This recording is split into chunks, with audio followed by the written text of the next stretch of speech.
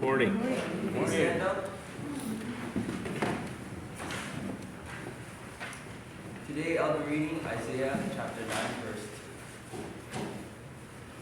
2. The people walking in darkness have seen a great light. And those living in the land of deep darkness, a light has dawned. It's a place in Texas. So imagine Texas. Now, who's had a silver dollar in their hand? I have. Those are kind of hard to imagine. They don't really happen much anymore. Nowadays, our dollars are a little smaller. The Sacagawea dollars, the Sudanese dollars are bigger. But they had these ones back in the 70s that were bigger than a quarter, bigger than $50. They're like about that size, silver dollar. So you got Texas, and you got a silver dollar. Now take a bunch of silver dollars. You'd have to have a lot. Put Texas, cover silver dollars, and then make it 2 feet deep. Can you imagine? Oh my. How many silver dollars is that? I'm rich. And now you take one blind guy, not you, Perry, because I know you can see still. Although I heard you don't see very good. We'll take Perry. Let's just take Perry. We'll pick up Perry. So let's take Perry, put him in Texas in the middle of that 2 feet deep silver dollars, and one of them, Perry, one is marked. And you have to go find that one. That is the odds of Christ fulfilling all the prophecies that are about him in the Old Testament. Isn't that crazy?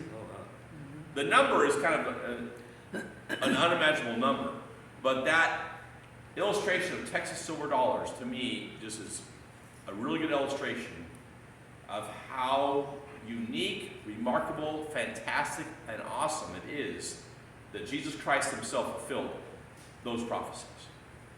It's beyond imagination that it wouldn't be the truth that Jesus is the Christ.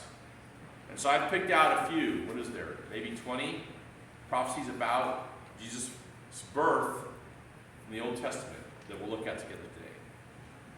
So as I open this, I'm going to read this little passage from Matthew 1. I have my Bible in my hand. Do you notice that? Yeah. But I have my notes in my hand too. Matthew 1:22 says, all this took place to fulfill what the Lord had said through the prophets. That's a part of the Christmas story. And I think I told you guys this before. I think this might be my third Christmas in a row I've been here. I'm pretty sure it is. But I think I told you guys this before. Every Christmas I like to pick a text that's my text for that Christmas. This Christmas, this is my text. The prophets. How do the prophets tie in with the birth of Christ? And it's amazing to me the things that are there for us to think about and see and do. And so, who knows how many prophecies there are in the Old Testament about Christ? One commentator said, well, there's 200. The craziest guy said there's 574. So somewhere between 200 and 574 is the right number of prophecies there are about Jesus. But I want to think about just about his birth.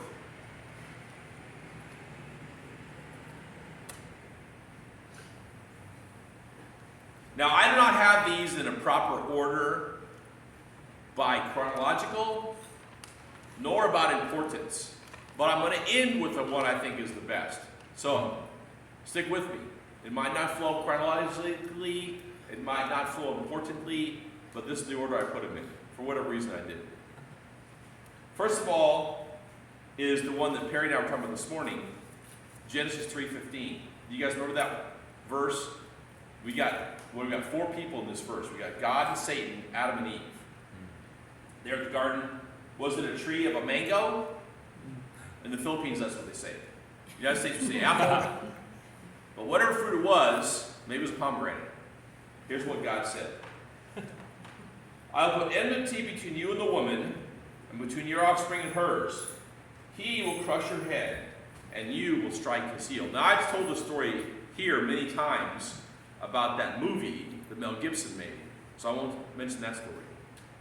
But this crushing the head and striking the heel is simply put, where's that cross? Here's that cross. When we see Jesus on the cross, you see nails in his hands, but there's also a nail in his feet. That's the thing about striking his heel. That's a prophecy of Christ's death. But also, Jesus is going to crush Satan's head. And again, that's argued at the cross.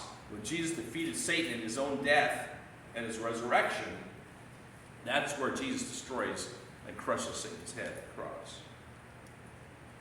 So that's about the enmity between God and the devil.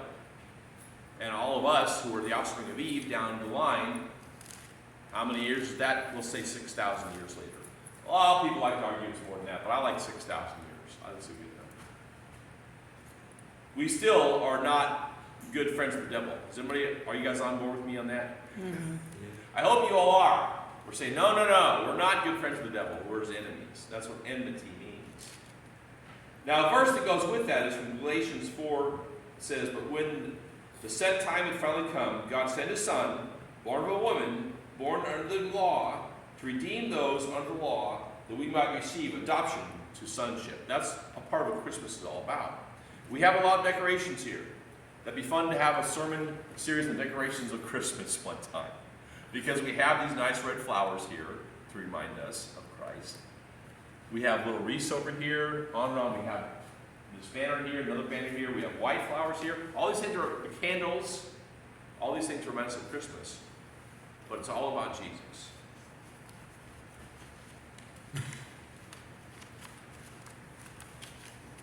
Now in Genesis 12:3, we have a prophecy of a blessing that Jesus brings us. In this scene, we have only two characters, Abraham and God. And God said to Abraham, "I'll bless those who bless you, and whoever curses you I will curse, and all peoples on earth will be blessed through you."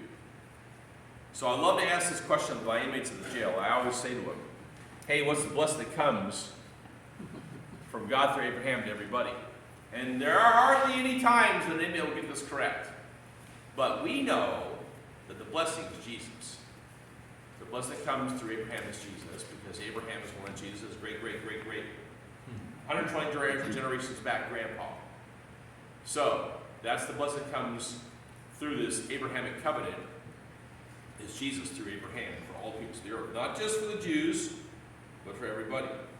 And that comes to be fulfilled in Acts 3:25, where it says, "And you were heirs of the prophets and of the covenant God made with your fathers. He said to Abraham, through your offspring all peoples on earth will be blessed. When God raised up his servant, he sent him first to you to bless you by turning each of you from your wicked ways." Did anybody go see that movie Wicked yet? Don't raise your hand. Don't raise your hand. There was a vision in our house at Thanksgiving. Who's going to go see Wicked? Who's not going to go see Wicked? Taking over the media right now is this movie Wicked. I heard it was a really good movie. So, the wicked ways are what's being talked about there in Acts. Now, there are some passages where it specifically says in the New Testament, this fulfills the prophecy of the Old Testament. This is one of the ones that does that in Acts 3. And we're going to see a couple more. But some of these other prophecies are going to have to be thought about pretty hard to figure out the connection. Now, you remember when Jesus was born, he had a forerunner. Do you guys know what the forerunner means? Or who the forerunner was? We all know who that is, right? John the Baptist, the forerunner. Mm-hmm. And so as we think about a Christmas story, we should mention this idea of a forerunner. And since we're way back here in December 1st, I think I preached on this a couple years back. The forerunner of Jesus was John the Baptist. So here's a prophecy about that in Malachi 3:1. The Old Testament prophet says, "I will send my messenger who will prepare the way before me," says God through his prophet Malachi. And if you ever saw that movie Godspell, there's a really fun song about prepare the way of the Lord in that movie. Well, that comes to be fulfilled in that. Well, here, let's have one more prophecy. In Isaiah 40, he prophesies, he says, "A voice of one calling in the wilderness, prepare the way for the Lord, make straight in the desert a highway for our God." So here we have two prophecies about John the Baptist, and they become fulfilled in Matthew 3:3, where it says, "This is he who was spoken of to the prophets, to the prophet Isaiah, a voice of one calling in the desert, prepare the way of the Lord, make straight paths for him." So here again we have a really direct correspondence between the Old Testament prophecy and New Testament fulfillment, because the New Testament author says, hey, this is what the prophet said. So those are very specific times the Bible speaks of what happens before.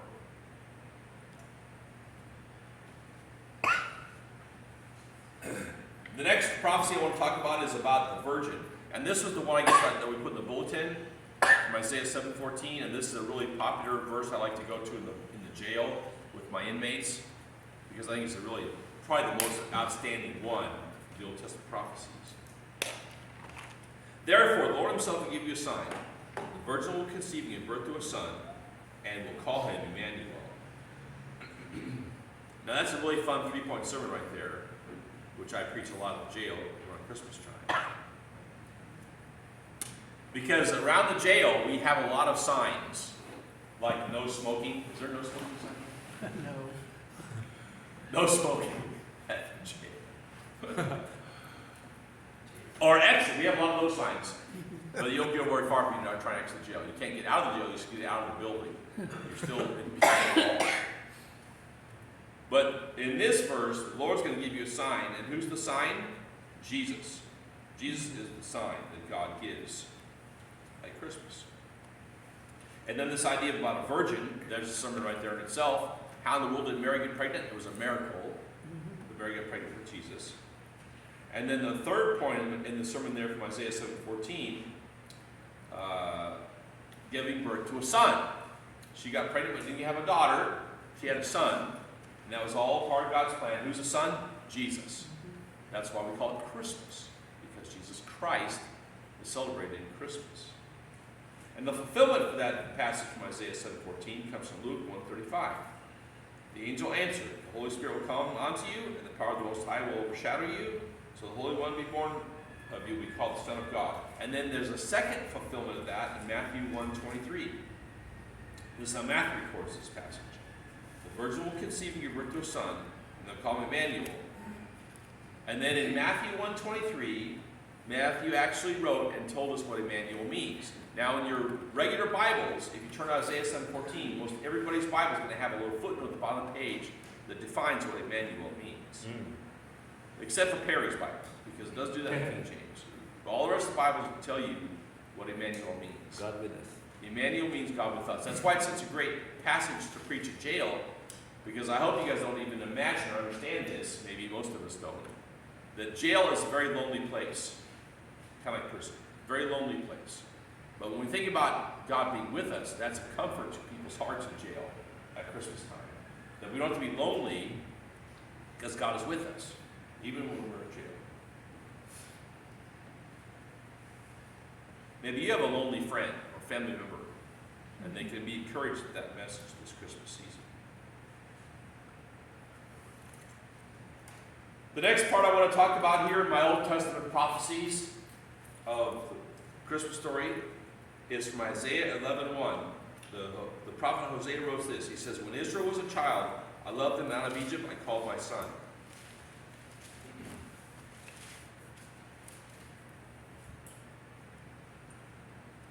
Now this is one of those ones I think that's a little bit harder to catch because the Old Testament has a lot of words in it. Hey, that'd be a good question for Google when I get home. I say, hey Google, how many words are in the Old Testament?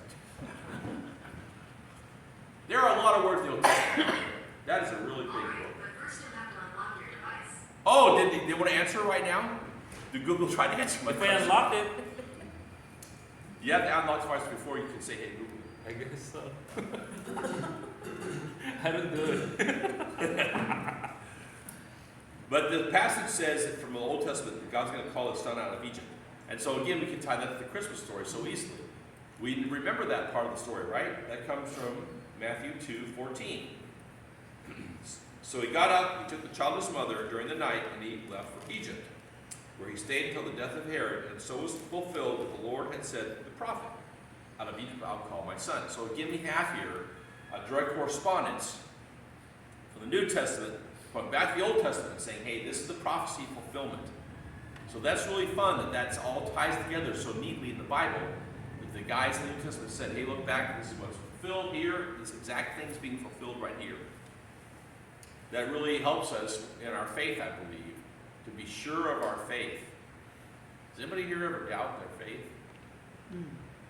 This is trying to help you have a stronger and more solid faith. Now, what about Bethlehem? Bethlehem. You guys remember what I told you before? What that word means? Anybody remember? House of bread. We're going to have some bread here later. It all ties together. There's some bread right here. The house of bread is where Jesus was born. So in Micah 5:2, the Old Testament, here's what that prophet says. He says, but you, Bethlehem Ephratah, though you are small on the clans of Judah, out of you will come for me one who will be the ruler over Israel, whose origins are from old, from ancient times. What does that talk about? If Micah says that Jesus is from ancient times, and he's already before his birth, what on earth are we talking about? That's like John says, right? In the beginning was the Word, and the Word was with God, and the Word was God. So in Genesis 1:1, when the author there says, in the beginning, that all ties together. Jesus has been around since the beginning. He's from ancient times. And then that's fulfilled in Matthew 2:4-6, where Matthew says, when he had called together all the people, chief priests, and teachers of the law, he asked them where the Messiah was to be born. In Bethlehem in Judea, they replied, for it was the prophet, this is what the prophet has written, "But you, Bethlehem, in the land of Judah, are by no means least among the rulers of Judah, for out of you will come a ruler who will shepherd my people Israel." So here again we have a situation where the New Testament authors point backwards. In the Old Testament says, hey, this all ties together. Is this building up in your heart? I hope it builds up the overflowing joy that, yes, we know this story is so, so true. Across hundreds of years, this story all adds up. Who's that old guy that used to do those investigations, Columbo? Old Perry Mason. Whichever generation you're in. You say, holy smokes, this is so true. Right? I like Columbo so much. He always said, hold on a second. Let's think about this together.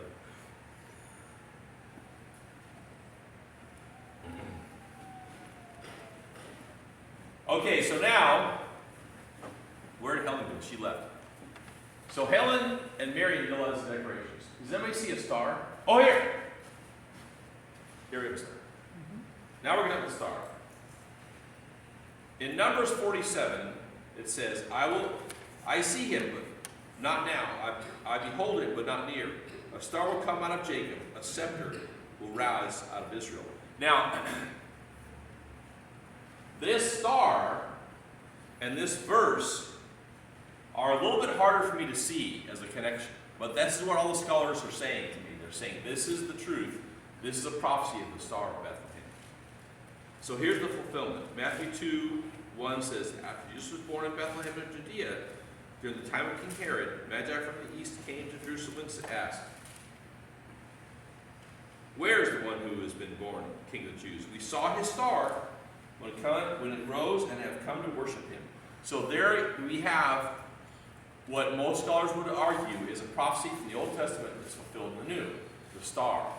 And it's interesting to read in this Christmas season. You'll see articles come up that are going to tell you things like, oh, this star was such a miracle astrologically, because this star can be found when they turn the clocks back and run the sky back 2,000 years. This is what happens. The star appears. And so it's a fact of history. And it's talked about in the Old Testament, it's talked about the New Testament. We celebrate it every Christmas because it's part of the story. There's even a movie they made called The Star, which I always try to recommend you guys every year. It's a great movie. Has anybody seen that new movie with the Greatest Christmas Pageant yet? That's the one I want to see this year. I heard it's really, really good. Good Christian movie. What about, okay, so we have the star. And I don't think you can see down here what's down there. But over here, I believe this is the kings, right? This picture here is the kings. So we have a prophecy of the kings as well from Psalm 72, verse 10. It says, may the kings of Tarshish and of distant shores bring tribute to him. May the kings of Sheba and Seba present him gifts. May all the kings bow down to him and all the nations serve him. Now, I've never heard anybody preach this passage about where these kings came from. I think most preachers would argue we do not know where these three guys came from, since they came from the east. We know that. But maybe if you tie it into this, these places, Sheba and Seba, maybe Perry and Ludwig and I could prepare messages next Christmas. We can take all year, you guys. Yeah. Think about this together. Can we put all this together and say, hey, because the Catholics have designated these guys with names, right? They have names for these guys in their church. And maybe they're tied into these places that they're coming from here. Some, I don't know. All we know is there's three gifts. Was it three kings? Maybe there was just two. Maybe one from Sheba, one from Seba. But we know there's three gifts. We know there's a couple places that they could have come from. And so Matthew 2:11 says, as a fulfillment, on coming to the house, they saw the child with his mother, Mary, and they bowed down and worshipped him. Then they opened their treasures and presented to him with gifts of gold and frankincense and myrrh. Now, this little artwork here does not represent a house. It has more of like a stable, but it does have the manger. And I think I've told you guys before, but I'll repeat it again in case you forgot. Back in Jesus' day, mangers were inside of houses, very often times, because they had built houses usually with 2 floors. And the first floor was where you had the animals, and upstairs was where you kept the people.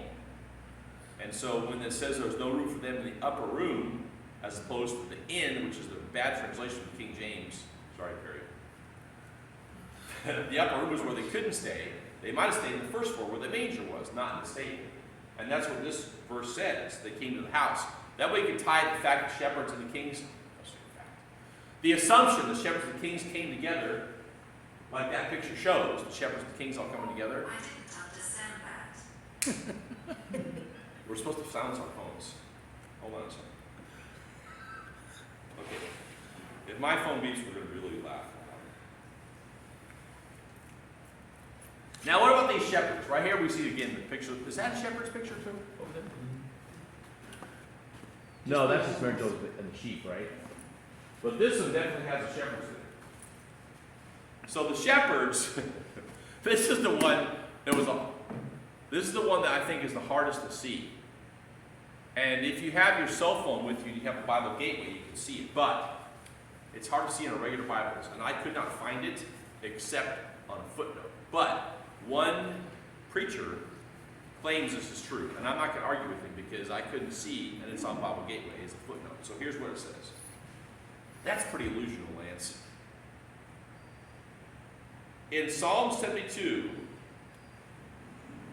may those who dwell in the wilderness bow before him, and his name and his enemies lick the dust.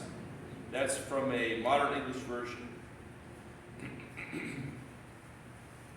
So we're going to assume that the shepherds are the guys who dwell in the wilderness in this passage. In Luke 2, 12, 15, and 17, there will be a sign to you. You'll find a baby wrapped in cloths and lying in a manger. When the angels had left them and gone to heaven, the shepherds said to one another, let's go to Bethlehem and see the Lord has told us about. So they hurried off and found Mary and Joseph and the baby who was lying in the manger. When they had seen him, they spread the word concerning what had been told them about the child. So there we have in Matthew 72:9, some guys who go in the wilderness. Now, if you take the Message version of the Bible, in Luke 2, it says there are some guys camping in the neighborhood. So maybe this all fits together. The next one I'm going to think about is Jeremiah 31:15. Do you guys remember that passage about the murder of the innocents? Remember that story where Herod said, hey, let's go kill the babies? In Jeremiah 31:15, here's the prophecy about that. It says, this is what the Lord says. A voice is heard in Ramah, mourning and great weeping. Rachel weeping for her children, refusing to be comforted, because they are no more. And that's fulfilled in Matthew 2:16, where Herod realized that he had been outwitted by the Magi. He is furious, and he gave orders to kill all the boys in Bethlehem and its vicinity who were 2 years old and under, in accordance with the time he learned from Magi about the appearance of the star.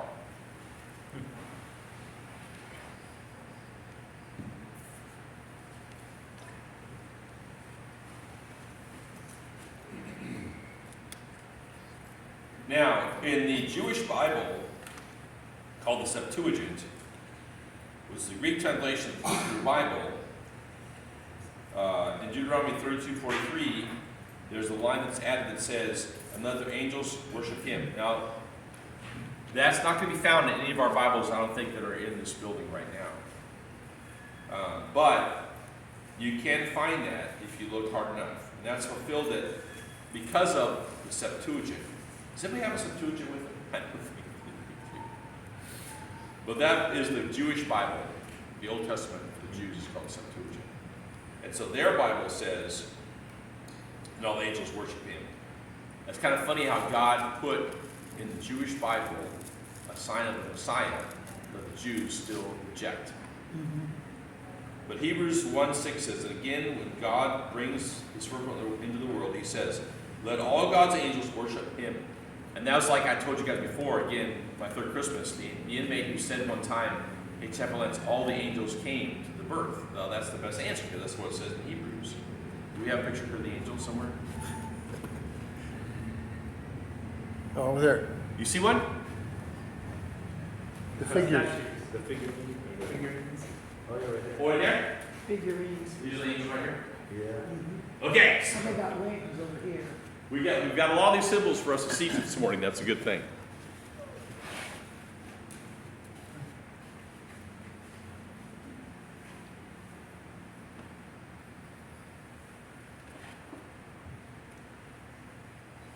Okay, we've made it. We're to our last verse.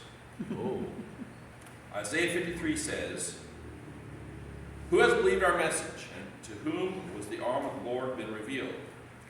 He grew up between him like a tender shoot, and like a root out of the ground.